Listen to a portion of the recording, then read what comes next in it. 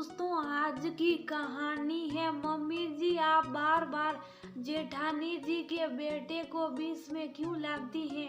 दोस्तों, कहानी शुरू करने से पहले अगर आपने चैनल को सब्सक्राइब नहीं किया हो तो कर लीजिए ताकि आपके पास पहुंच सके हर नया वीडियो।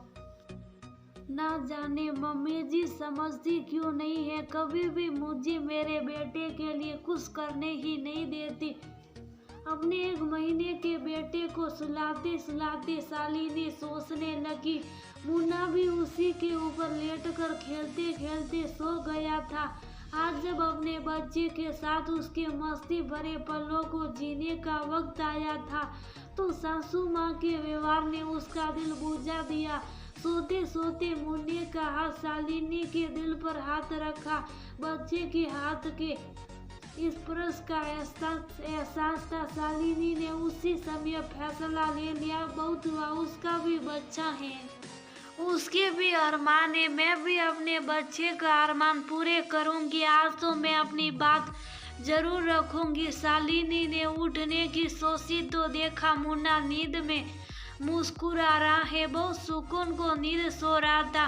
माँ के स्पर्श का एहसास था जो मुन्ना भी गहरी नींद सो रहा था और सपने देखकर मुस्कुरा रहा था। माँ की गोद में माँ के स्पर्श का एहसास करके खुश हो रहा था।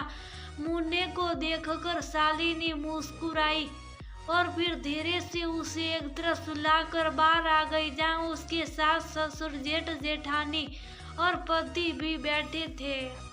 मम्मी जी, मुझे मुन्ने के नामकरण पर आयोजन करना मैं और केशव चाहते हैं कि मुन्ने का नामकरण संस्कार अच्छे से हो। बहू, तुमने फिर वही जिद शुरू कर दी।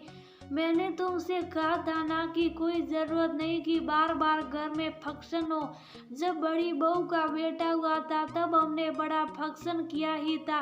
अब हम फिर से इतना बड़ा फंक्शन करेंगे तो लोग बातें बनाएंगे कि बार बार फंक्शन कर रहे और ना ही इतना खर्चा बार बार किया जाता। पंडित जी आकर हवन कर लेंगे, बस हम घर के लोग ही इतने हैं कि फंक्शन से कम नहीं लगता।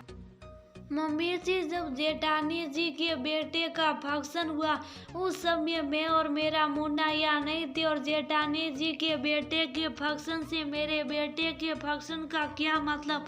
बहू, तुम भूल रही हो कि दोनों बच्चे एक ही घर के, ये मेरा तुम्हारा क्या लगा रखा है। तुमने फंक्शन करने वाले तब भी हम ही थे और अब भी हम ही हैं। मम्मी जी, आप बार बार जेठानी जी के बेटे को बीच में क्यों लाती हैं।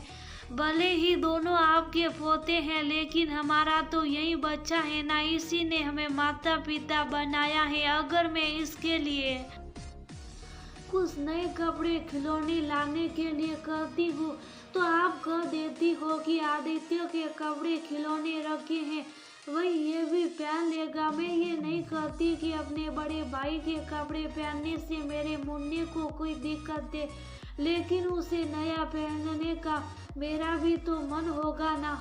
और फिर इतने सालों से रखे हुए कपड़े कितने खराब हो गए, खिलौने भी टूट गए। अगर बच्चे के लिए कुछ सामान नया आ जाएगा तो इसमें क्या परेशानी है। बहू, जब सब सामान हमने संभाल कर रखा है तो नया खरीदने की क्या जरूरत है। इतनी जगह कहाँ है घर में, कहाँ रखा जाएगा इतना सामान। मम्मी जी, मैंने नहीं कहा था कि आप लोग वो सब सामान संभाल कर रखो। अगर सब कुछ आपको जेठानी जी के बच्चे के लिए ही करना था तो हमें अपना बच्चा पैदा करने की क्या जरूरत थी। एक बच्चा घर में था तो सही, क्या जरूरत दूसरे बच्चे की। आपने कहा बच्चा पूरे घर का, मेरा या जेठानी जी का नहीं तो ठीक है, जेठानी जी का बच्चा मुझे भी माँ और केशव को पापा को लेता। बेकार मैंने 9 महीने उसे अपनी कोख में रखा और इतने दर्द से समझौता करते करते थक गई हूँ मैं। कैसी बात कर रही हो तुम शालिनी, मेरा बच्चा सिर्फ मुझे माँ कहेगा, तुम्हें वो माँ कैसे कह सकता है। कहती हुए जेठानी ने अपने बेटे को खींचकर अपनी गोद में बैठा लिया।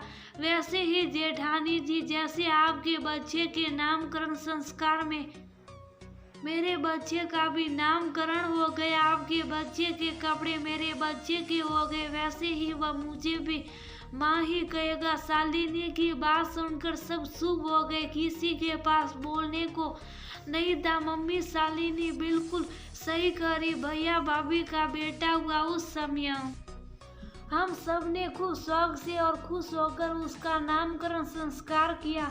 अब मेरे बच्चे की बारी आई तो क्यों सब पीछे हट रहे। अगर आपको ऐसी दिक्कत है तो ठीक है, फिर अपने बच्चे के लिए जो मुझे करना है वो मैं कर लूँगा, मुझे किसी की ज़रूरत नहीं। शालिनी के तरफ से केशव के अंदर भी बोलने की हिम्मत आ गई थी। अब तो सासू माँ कुछ बोल ही नहीं सकती थी।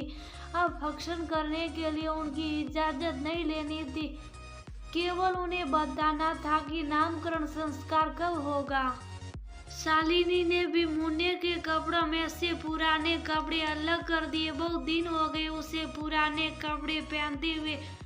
अब एक माँ का दिल बोली उठा था।